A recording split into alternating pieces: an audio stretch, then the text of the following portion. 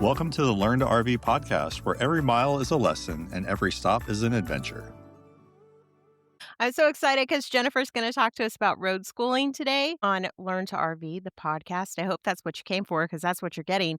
And so today, in preparation for this exciting episode, I wore it's a bookstore from LA that I love, but at the top it says library. So I'm all prepared, Jen. I'm ready. Let's talk about road Nice. schooling. Awesome. So we're going to talk this week about road schooling. And so if you've never heard of road schooling, that's what we do with our kids on the road full time.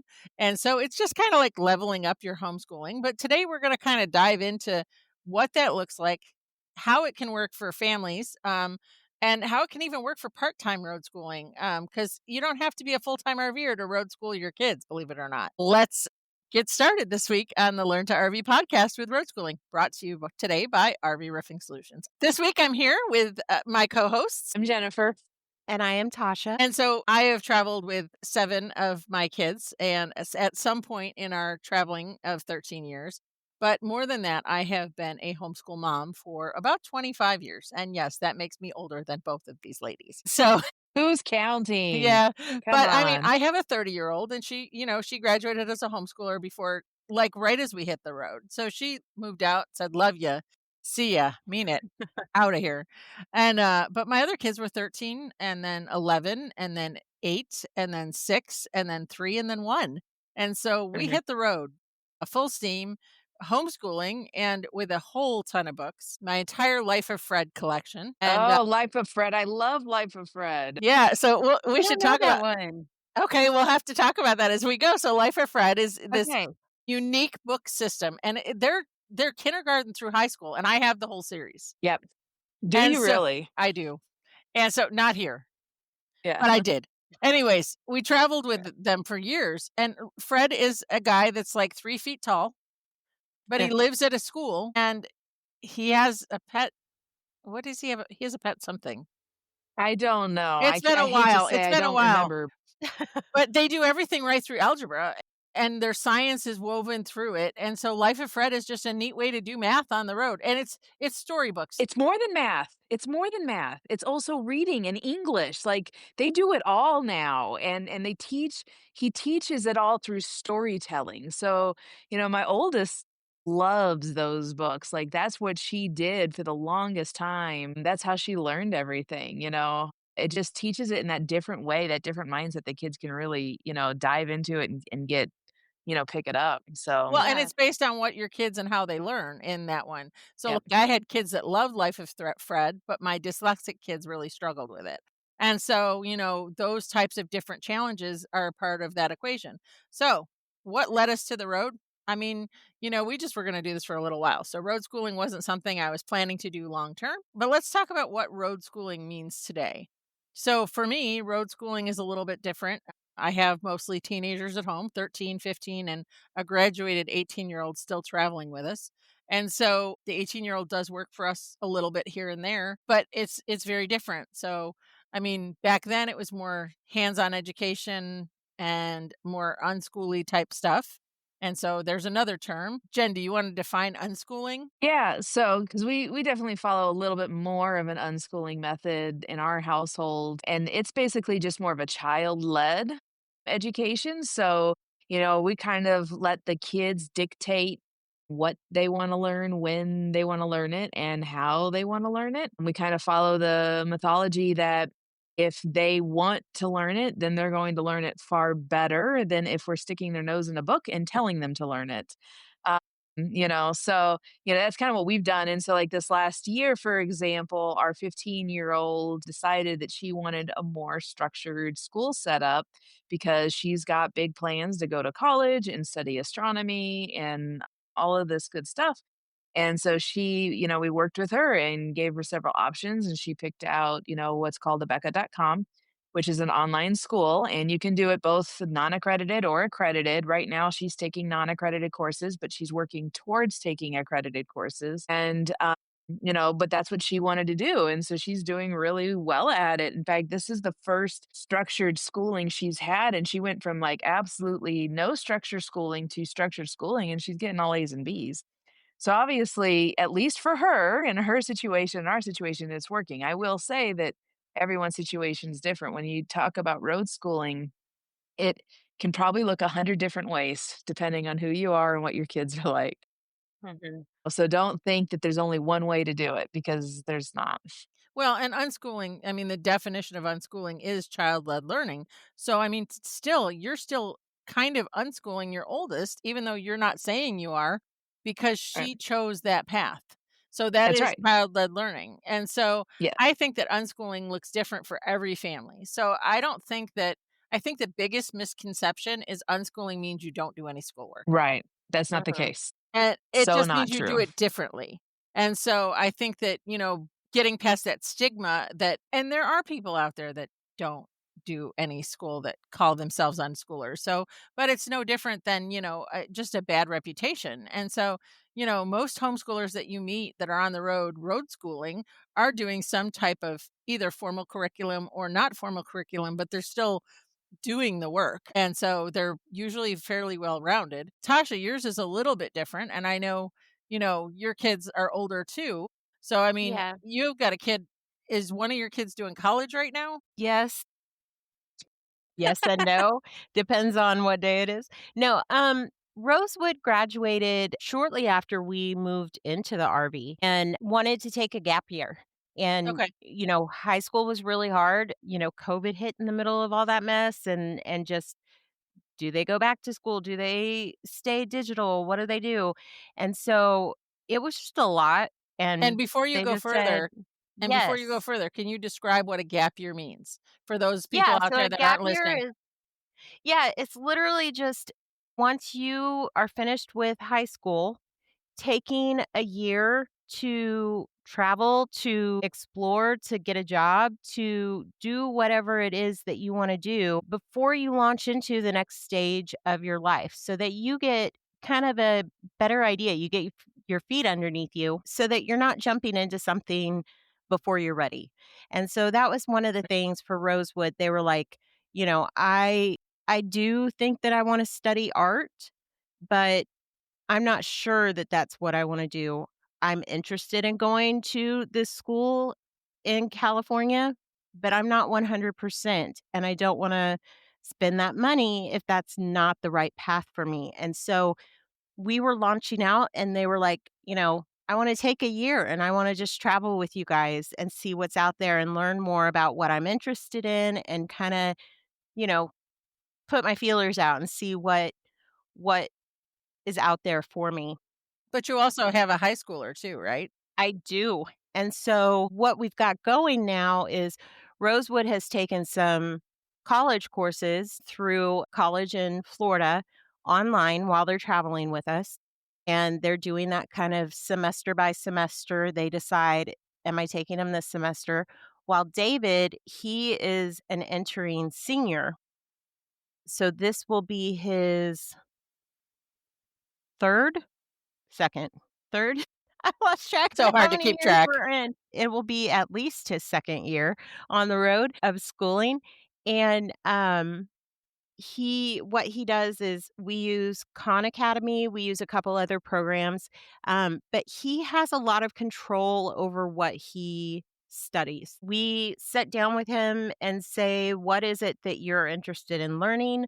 What kind of courses do you think are gonna set you up for what you wanna do when you leave here?" Um, and then because he is a sucker, he keeps saying, "And I'd like to do English class with mom." So, he gets me as his English teacher. Why is that a problem? Well, because he gets classes like and I may have mentioned this in our mini episode, but he gets classes like, "Hey, we're in St. Augustine, Florida, and there is a, national park structure over here, and the park rangers have made a rap song. I want you to watch the video and tell me how many times because I wanna make sure you're paying attention, how many times did they shoot that cannon? How many times do they change, but I don't ask him those kinds of questions until he gets to the very end of the thing. So it's more like, did you read all the instructions before you got there? Like, did you read the instructions before you did the assignment? So he had an I think assignment where Tasha I think Tasha should make assignments for like that for road schooling resources, like quarterly, where we put those up as challenges. And so if you I don't would Yes. get know, hate mail. Kids would be sending hate mail. He was like, "What did you do to me?" Because he had to go back and rewatch the video. He was just answering questions about the events that happened in St. Augustine and the history about it, and then, like, at the very end, it was like, "How many times did they shoot a cannon in this video?" And he was like, "What?" Then he had to go back and rewatch the whole thing. but no, I mean, like, so there weren't a lot of road schoolers when we hit the road. And so, there are groups like Full Time Families and the Republic of Nomads, which are places you can find other families regularly. But there is a free group. And so about 4 years ago now, I started Road Schooling Resources. So there's a page that we just launched that is not like anything yet, but you can go like the page. But at the same time, in Road Schooling Resources, there is a community, and it's almost 4,000 people strong. And some of those people are dreamers. Some of those people are Mhm. wishing they could live this lifestyle. And so planning for that is part of this equation. But so is like any homeschoolers that are out there or people that are in public school. Maybe you travel only in the summer. You could totally join that group. Maybe you're a grandparent that travels with their grandchildren in the summer. Road Schooling Resources is a great resource there too.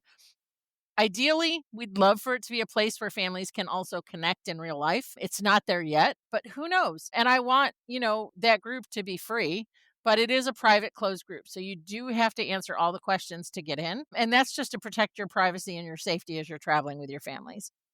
And the other benefit to that, I just wanna call this out because I have had some questions of people going, "I don't understand, why is it closed?" The other benefit to that is that we are able to say, "There's no spam in here." There's no, "Hey, I tried this random sales gimmicky thing and it worked for me, try it for you." We're able to keep a handle on that. So you really are just getting what you're signing up for that way. Well, and my Yep. kid's outschool teacher, like, I do have some people that produce content in the community that do have offerings, like, there's an offering for piano classes, and my outschool Mhm. teacher for my kids is in there, and my kids do D&D online, and it's a class, it's not just D&D. My husband and I don't agree on this at all, but, like, Judah's class is based in a dinosaur world, so he's constantly learning new stuff about that era, and then Aaron's is in a dragon world, so I'm not sure that one's real, but it's a good fantasy mythical creature sort of thing. But it's storytelling and creative 100%. writing and, you Yep. know? And so those Mm. outschool classes become a part of our decision-making process as far as, and this is the first time we've ever had structured anything, and they're not super structured, but it does mean Thursdays and Fridays, I have to be home for those guys to do their classes, which is a new phase for us as a family. Jen's been road schooling for, like, what, 8 years? Yeah. Yeah, we've been almost 8 years in October. Okay, and so can you tell me a little bit about, like, the different phases? Like, did your kids attend school, like, in a traditional see, mine were always homeschooled, so road schooling was Mhm. almost like a very natural transition to the road. What Yeah. about you? So, our oldest, I mean, she went to preschool and she did 1 semester of kindergarten. And, that was about it because that's when we discovered, that about this lifestyle and we were making the plans to leave and everything Oh, else. so she was so And s little. Yeah, she was very little. So she didn't get a ton, of school. She probably doesn't even remember it, I would say. I mean, she might, I don't know. But outside of that, it's all been homeschooling, unschooling, road schooling, whatever terminology you want to put on it. But I will say with the unschooling method, I mean, it hasn't changed a lot over the years for us, because again, it's that child led. We do try to make sure they know how to read, write, arithmetic, things like that. But mostly it's just about where are we? What can we learn? What can we do? National parks, state parks, their junior ranger programs are great. It can be very repetitive, but there's also a lot of really good information in there that, the kids have learned so much. They could tell you just about everything about every wild animal that lives in the United States. Janessa can go out and tell you just about everything about the night sky.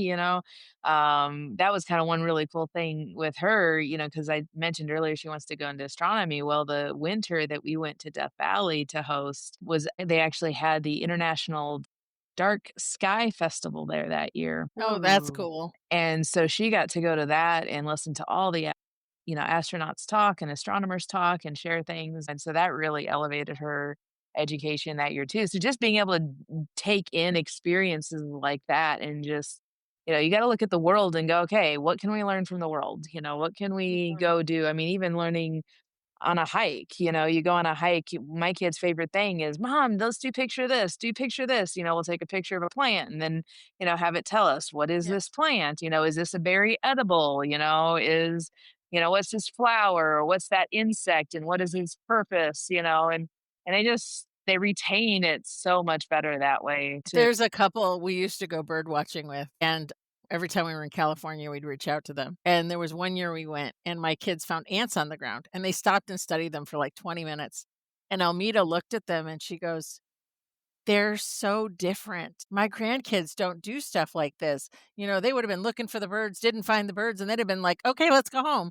And my kids were like out there for like 3 hours, studying all of the things. And so, yeah, I think Yeah. that that's a big difference in terms of, and I think it's just the perspective of how we teach it, right? I mean, Yep. it's deep diving into those things, taking those rabbit trails down, and learning more and more and more. My oldest 2 boys love Reddit. I am not a huge Redditor. I don't know if that's what you call them, but, learn to RVs on Reddit. But I mean, I'm not hugely on Reddit, but my boys constantly are deep diving into, things, and they always were homeschooled. So it's not like they, are not functioning as adults. They're out there living life. I mean, we're fortunate. We are able to employ most of our kids and Yeah. our daughter-in-law, but my daughter's a groomer up in Asheville, and she chased her dreams, and so she doesn't wanna work for RV Roofing Solutions, and that's okay. She's chasing her dreams, and so she loves working with animals, and that's just her jam. It's just a different dynamic. So, people are always like, kids won't grow up and be what they wanna be. They will, Yep. just hang tight. Tasha, weren't your kids in public school before you hit the road? They were, and they had been from preschool, um, all the way through, and then, high school was a different kind of beast, and I've already mentioned it, but they were in public school. When COVID hit, our district went to digital learning, and David is very, very shy. He is gonna kill me for talking about this. He is introverted is the word I'm going to use. He's very introverted. He's very selective with the people that he likes to spend his time with. And, so for him, once they went to digital learning, it was like, yeah, I don't really wanna go back to campus.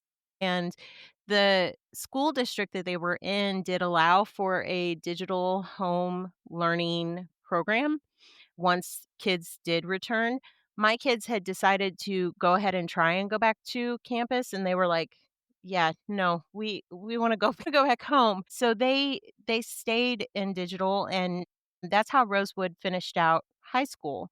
And when we first moved into the RV, that they finished their senior year, doing that, and then David moved from that to his online learning programs that he does now. So, it it was an interesting transition, but it was also one where it was kind of organic for them because the situations of what was happening around us in society were had already kind of, like, paved the way for us to make that change without a huge drastic change to their lifestyles. Well, and I So, think COVID did change the equation for a lot of families.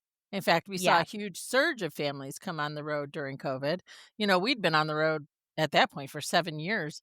And what we chose to do during COVID was go to states that weren't crazy. And so, there were states that were better than others, So that was actually the year we were supposed to go to Maine. Would you believe we have never been to anything more north of New York? So, Listen, We're the next same way. We year were gonna go to Maine that year too. yeah, That and was so in our route. We next had it year all we're doing mapped this. out. yeah, well, so that could be next summer because Escapees Undetermined. Maybe has all of us Yes. travel well, together next summer. so Follow the Learn to RV team. June will be at the escapade, which is up in Maine. So Maine is on our list just for rally purposes. So I don't know how long I'll get to stay. It depends on how many teams I've got and where we're going. But in June, we will be in Maine. And it's really too early to be in I think it's too early to be in Maine in That's June. I don't But think so. I think it might be any a little time's a good cold, but time. That's how I I feel mean, about it. I'm ready to go. I would go today. Let's go now. But that's from someone who is supposed to be there right now. yes. right? But yeah, so I mean, 13 years on the road though, and I think plans change. And so I think Yeah. also budgeting is part of this. And so, I want to take a moment and, I know we have the other episode that talks about different things, but I want to make sure we touch on some things like budget, so not everybody can afford to go coast to coast every year and And see really fast, everything. I'm sorry, I'm going to interrupt No, you're really good. fast because I know that we've now mentioned it twice, but when we're talking about this other mini episode, I just want to let you guys know you can find that on our Patreon and you can look us up, Learn to RV, the podcast. There's how long is it, Jen? It's 27 It's minutes. about 27 We've got a 27-minute mini-sode about homeschool Mini-sode. or road schooling. available to our Mini-sode. subscribers. Yeah. So Yes, that's you the gotta be on a episode that we keep subscription. referring to. I just wanted to clear that up because people Yep. are probably going, "There's nothing here." It's because it's not here. It's on Patreon. Sorry, go Well, ahead, Jennifer. and so that's it. I always am looking for great free things to do on the road with my family because our first Mhm, year on the road, we were super budget conscious because we were living off mhm. just Frank's retirement. And so that was $2,000 a month, if I'm being completely honest with you. And so $2,000 a month times 8 people on the road meant that we did a lot of free stuff. And so Yeah. we would do that by Googling free stuff to do near me. And you can find the world's biggest ball of yarn that way. You can also go to Atlas Obscura. Do either one Mhm. of you guys use Atlas Obscura? Yep. We No, we have you made use don't? of that many a times. Jen, you gotta get in there. It's so There's fun. so much fun on it. It's crazy. There's some crazy stuff out there. I know. we we fi You're like, "We we fi found it all on our own. We don't need a website to tell us where it is." I hear about it. I hear people point things out online or whatever. I mean, it's always, always so interesting wherever we are. Facebook knows. Facebook knows where we are. And then all of a sudden I start seeing all the ads and all of the chatter and the talk about that location. And it's like, look, oh, we can go do this here and oh, we can go do that here. I mean, it just falls in front of my face. Gotcha. Well, so, Listen. I mean, like, Atlas Obscura, for those of you that don't know, is this website that you can go to find strange and unusual things to do near you. And so that can range from, I don't know, like here in Goshen, it could be the Amish farms around me. They may not be so strange and unusual. They can be common things, but they're just Mhm. things in the local area. Or you can find there's a place, oh, I don't remember where it was. Like the place you went through South Dakota, the Corn Palace. Oh, yes, the Corn Palace. So that is a great story. So my friend Stephanie, for 12 years, has told me, "You have to go to the Corn Palace." And I was like, "Okay." So we drove by the Corn Palace. It's right off the highway. It's not even far. Like, I don't know how many times in the They last made it 12 years. easy. You They gotta get to your did. corn. Well, that's really all that there is there to do. It's out in the middle of But Nowheresville, South Dakota. it That's is. really And all there is there. but the entire place changes every year. And it's Mhm. made of corn. And we'll have to drop a picture of the Corn Palace in the show notes. We just will. And it's, Yeah. because we're going to have coordinating blogs for a lot of these. And so the Corn Palace is this building that they do artwork inside and outside of the building made out of stapled pieces of colored corn. And it's naturally colored. And so it changes every year. And it's like thousands of dollars to do this every year. It's insane, That's but so it's cool. super cool. And so, it was so funny because my daughter reaches out to her girlfriend and says, "I'm doing this, this, and this." And Caroline goes, "You're at the Corn Palace. I love that place." And so, that is a quirky, fun roadside attraction that you'll find on Atlas Obscura. And you'll have all this wild knowledge about corn when you leave, like how corn sweats. Yep. Yep. Yep. I don't Yep. know if we'll ever really Why need it to makes know it that. hot. There are 2 There are 2 things that I found through there. One of them I did when I was on a solo trip to Canada, and it was this garden that a city had made it look like a Hobbit, like, hills, like, all of the gardens looked like little Hobbit homes, but by the time I got there, they had completely reconstructed it, and so all of the little mounds looked like peacocks. They were beautiful because it literally looked like the flowers were the feathers of the peacocks coming off of it was amazing. Very cool. The other thing is one of, like, my top 5 weird things in America that I wanna see because I am obsessed with this movie, but A Christmas Story is my favorite Christmas movie Oh, of all no, time, not always you. has been. So Yes, so I is just Frank. Frank used to have the bunny suit. Are you kidding? I No. Do you have knew he was pictures? my Can we put people. a picture in the show notes or the blog? See, I'm telling you, Frank is my people.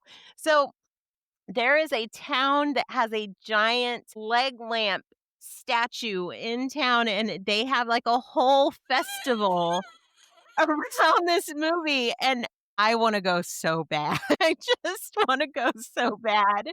But, yeah, those are my 2, like, big, amazing finds that I'm just like, You're gonna have to actually show yourself in the three-way on this one because you're just dying over there laughing because these are things that I can see that you probably would not be looking for. Jen's like, "And this is why I don't go to that website." Yeah. I would be in line for the big giant ball of twine. I'd be like, "Somebody took a really long time to put that together. Where is all the floss?" There it is. RV Roofing Solutions is a nationwide RV roofing company with mobile installers. One of the biggest factors and benefits of the RV Roofing Solutions system is our product is a low VOC, which is helpful for those who are sensitive to chemicals. It's better for the environment, and it actually works better for the RV roofing industry. It's a great place to find a quality product. www.rvroofingsolutions.com. Let's talk about littles on the road because I mean, let's rein it back in. So I mean, I know Tasha, you didn't start with littles on the road, but I I had a 1 and didn't, a 3-year-old when we hit the road, and Jen had which a is amazing. 1-year-old. My Yeah, youngest was 1, yep. yep. And Yeah. so what does I mean? That was obviously for us a couple days ago is like I like to say, but Yeah. there's lots of families that navigate with littles on the road. So what are some tips that you'd give some families with little people how to take more bite-sized steps as you drive? Gosh, I mean, bite-sized steps, I guess I kinda go the opposite direction, like, don't be afraid to let your littles get out there and explore the world. I mean, we were out doing 10-mile trails our first year on the road with our littles, You made them walk you know? that? Yes! Yes, My yes! kids would have laid down. They would have been like, "You're dragging me the rest of the way." I mean, I can't say that they actually walked the entire time, and let me tell you this story about one of those trails. So, we were in Oregon our first summer Washington, our first summer on the road, and we were staying up in Dungeness near Olympic, but we were on the coast, and this park that we were staying at had a lighthouse, 'cause lighthouses are big out there, and I love to go see the lighthouses. And we were like, "Oh, we're notorious for maybe not reading the maps before we go." I don't know what it is, but And then go in with your one-year-old. we start these trails, and they're always longer than we thought they were. Now, I will say we have proven that, places are notorious for misrepresenting how long trails are. In True. fact, there was a park we worked at once, and I asked, "Okay, this trail is longer than what you guys advertise." And they're like, "No, it's not." And I'm like, "Yes, it is. And I've proven it." And I says, "How do you guys map your trails?" And they're like, "Oh, well, we just put in, GPS points in Google." Oh, so it's as the crow flies. Exactly. That is Exactly. not So how okay. many parks do that? We How just that is experienced why that at people Devil's get Towers. lost. So back to the story. So we're like, okay, we're gonna go hike this trail. So and it's on the beach. So you're hiking in sand. Okay, Phil's got the 1-year-old was being carried. She was in a backpack carrier at this time, but everyone else was walking. And we're going, and we're 2-3 miles out, and we're like, okay, we're not there yet, and we can see it. Oh, it doesn't look that far. It's a lot farther than you think. When all is said and done, I think it was 5.5 miles to get to the lighthouse. And then we didn't think about the tide. So yeah, yeah.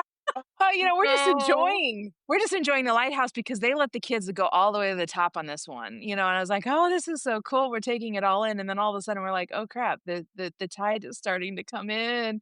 And we had 5 miles to get back. And this is our first year, so I wasn't even acclimated to hiking that far yet. And I'm in the Mhm. sand and I'm like, oh my gosh, the last 2 miles I was doing good just to get myself back. My poor husband, he's carrying 2 kids at a time, sometimes 3, you know? And we're just like the beach is getting smaller and smaller and smaller, I know. we make it back, thankfully, because obviously we're here today, but it was a good memory. The kids remember it. The ones that Obviously, were we're old here enough to today. remember. We built up their hiking stamina too, so we can go out All today in and one hike a day. 10-mile trail, That is so funny. and they don't think much about it unless they choose to be a teenager and whine just for teenager's sake, then that's a different story. But, Well, it's their earned right as teenagers. Yes, right? absolutely. Well, let's talk about, like, extracurriculars because you do a lot of hiking, and so Yes. how does that come in? Do you do any other like, I think people underestimate what road schoolers do with their kids, and so PE Yeah. is something we do on a regular, it's just not like running, Right. unless, you're doing the It Olympics looks at different. Bash. Yeah, it just looks Yeah. different. So, I I mean, mean, my you kids do a don't know ton of how to play hiking. baseball. Yeah, my kids don't know how to play baseball or basketball or football, and they couldn't tell you the terms of it, but they know how to read a map, they know how to read a compass, they know how to hike, they know how to find their way. When we were in Death Valley hiking trails, we actually the way a lot of trails work there, you have to use a compass to find the start of the trail because it's not marked, and so we got to go through all of this with them. And we also do kayaking, our Us kids, too. we have blow up kayaks. So our kids know how to blow up the kayaks, move them, carry them. They know how to patch holes in a kayak. Yeah.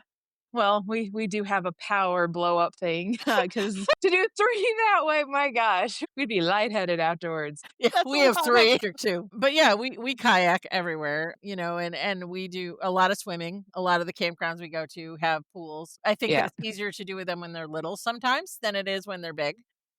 Yes. But what else do we do? Gosh, we do a lot of hiking too. We have a buddy. Rollerblading. Rollerblading is new for us this year.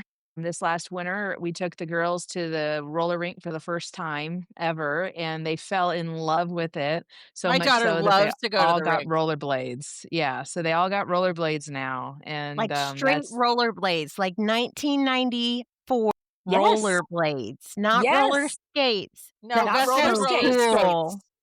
No, rollerblades is what Yes, they like wanted, not roller all my wheels skates. are in a row. Yes, yes, all my That's wheels that so are in a cool. row, and not only did they get rollerblades, but mama and dada got rollerblades too, so Hey. Well, that's and our we new we have family thing. skateboards too, so I mean, like, there's that. I haven't broken into the e-bike thing because, well, one, bikes are hard to carry, so we actually Mhm. just rescued one of our bikes out of our old camper before it moved to Texas, and then we realized the other 2 It's bikes easy for you. You have a toy hauler, Jennifer. well, Bikes now just go in the back of your RV. yeah, but that's a bedroom, it's not really a toy hauler, so it's a little bit more challenging, and we're the roof people, so there are tools back there on travel days. So True. there's that, but yeah, so bikes were something we carried for years and hadn't carried in all the last year, so the kids are really excited. There were 3 bikes left in the Cardinal last year, but do you know what happened over the last year? My 2 kids that were the youngest grew. So they They do not did. fit on the bikes that are in the other camper.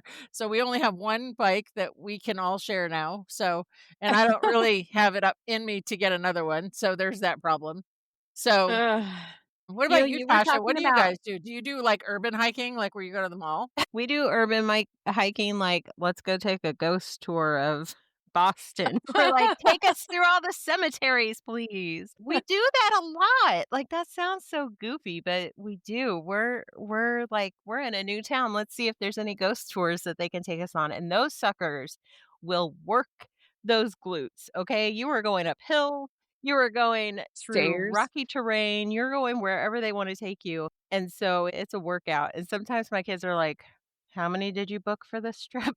Well, and Because see, the first time we hiked down in New Orleans, we went with a friend who was an artist down there. And so he oh, actually used to own a studio. And so I Becky love and New Chris were on the Orleans. road for like 14 years before they settled into a house in, I want to say, Connecticut. And so, Mhm. anyway, long story short, Chris took us on a progressive dinner tour. So it was just like four Ooh, couples.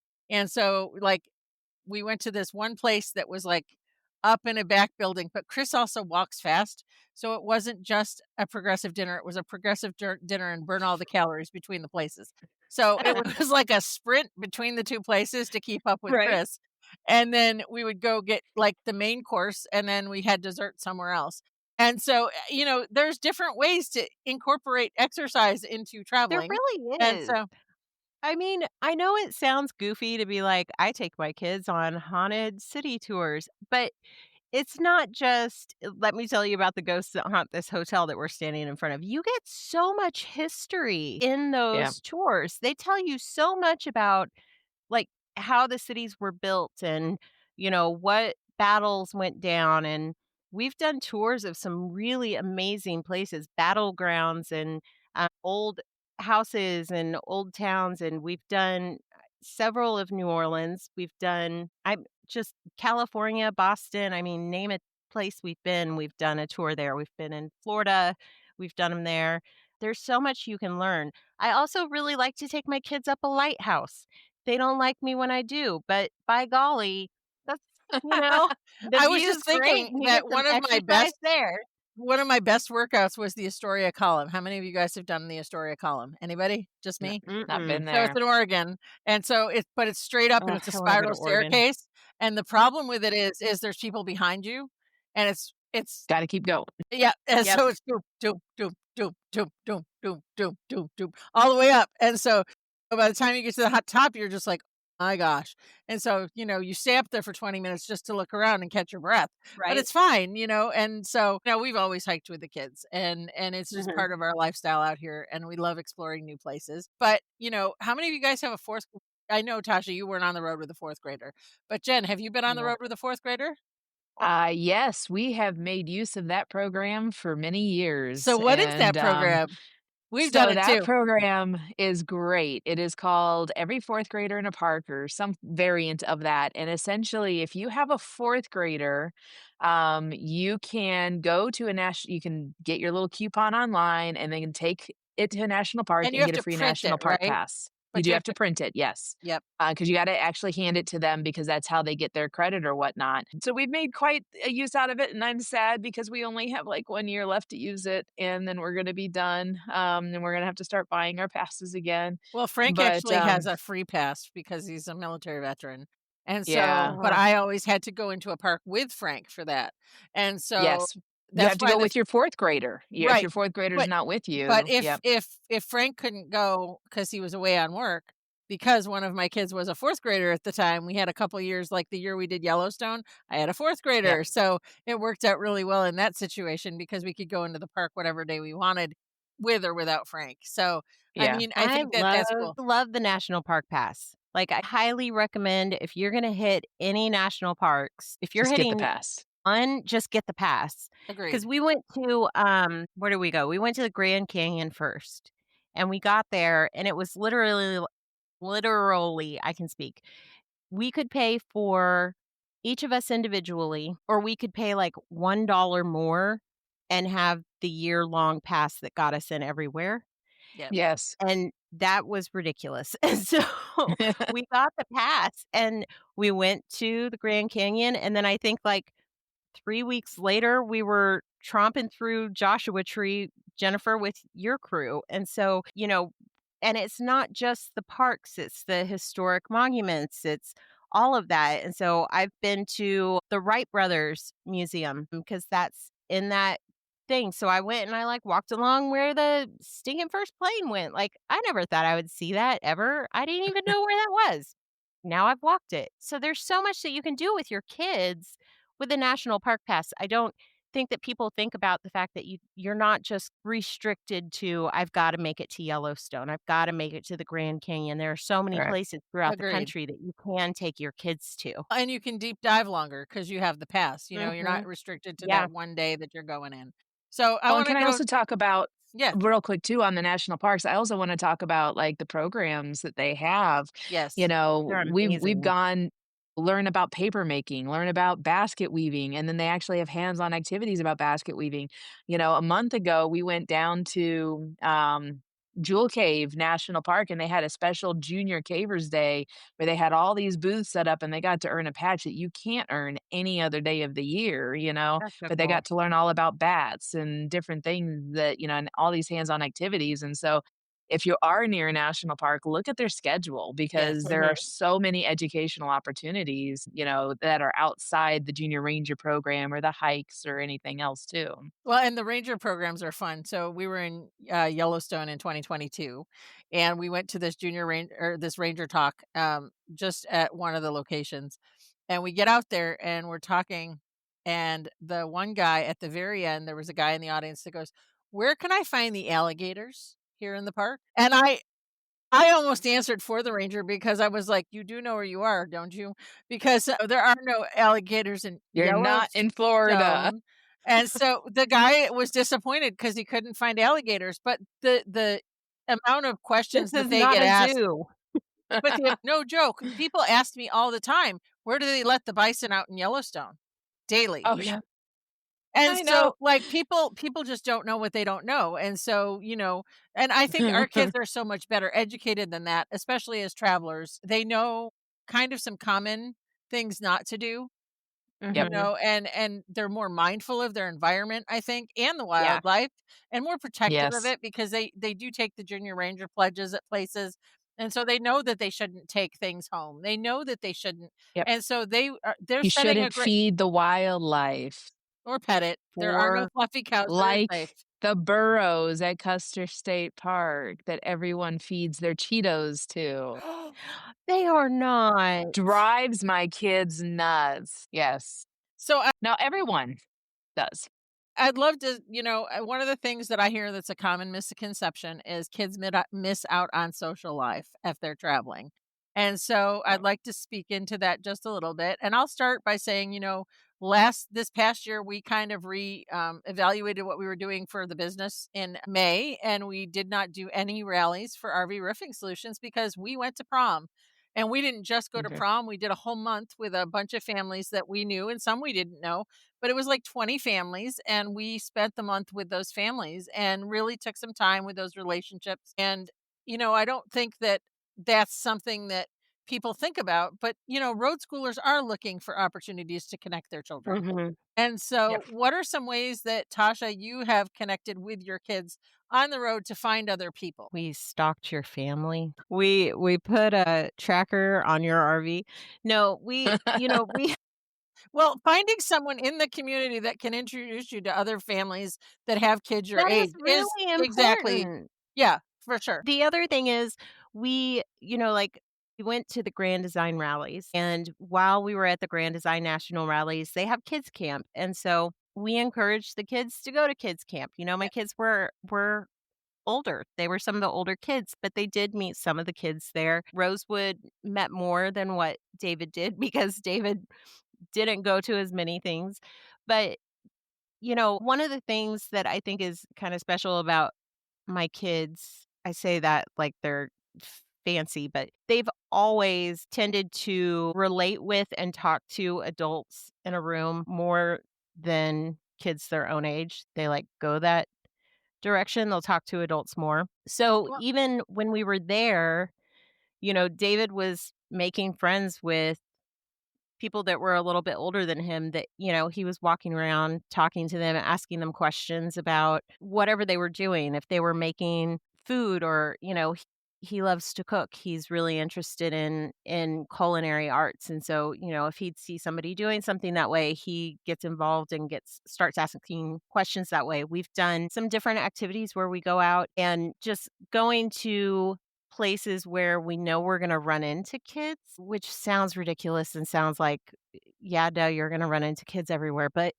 you know, going to museum programs or going to um, things at the aquarium or um, I mean, I can't stress enough, like, when you see your kids making a connection on the road, being intentional about helping them feed into that relationship, you know? Like, we talk a lot about how Rosewood and Theo really hit it off sitting in that little room with a puzzle and not talking at all, but that to me was so precious to watch, and to see them be friends today, 2 years later, you know, anytime that we get a chance where we're near you guys, I will Even if it's beeline just it a couple to days, yeah, and you it's know? so important. So, I always tell people that it's not always the first time that you meet someone that your kids connect, and for kids like mine that have been doing this for 13 years, a Mhm. lot of times they're more reluctant now because 'cause they've seen the ebb and flow of this lifestyle,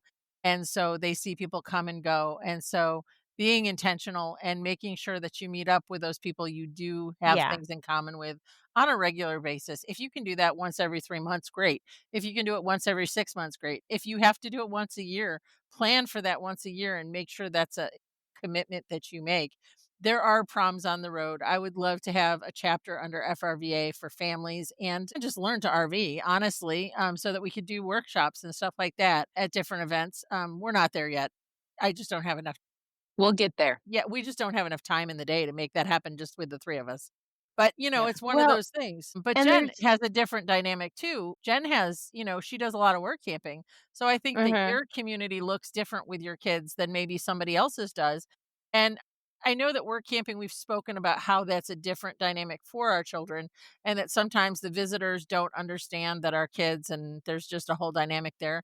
But how do your mhm, kids create community, Jen? It's a hard one for us, but they do dive in, they socialize with the other work campers just like us. I know you had mentioned too, Tasha, about how your kids can relate to older people a little bit better and stuff, kinda the same way with my kids, I'll be honest, and they've got lots of honorary grandparents. We were just hiking a trail with a friend of ours the other day, and, we're sitting there hiking, and my youngest was in the back of the group, with our friend, and she was just, chattering off a storm to her, just one story to the next, to the next, to the next. And of course, she had no problem with it. She was loving the conversation too. They make friends wherever they go. They're a little shy, I'll be honest. So they won't necessarily be the first one to reach out to a kid, but they can go to a playground. If there's a kid playing there, they'll play with them, things like that. If there's 12 kids on the playground and they're like, Mom, there's too many kids on the playground, I can't go.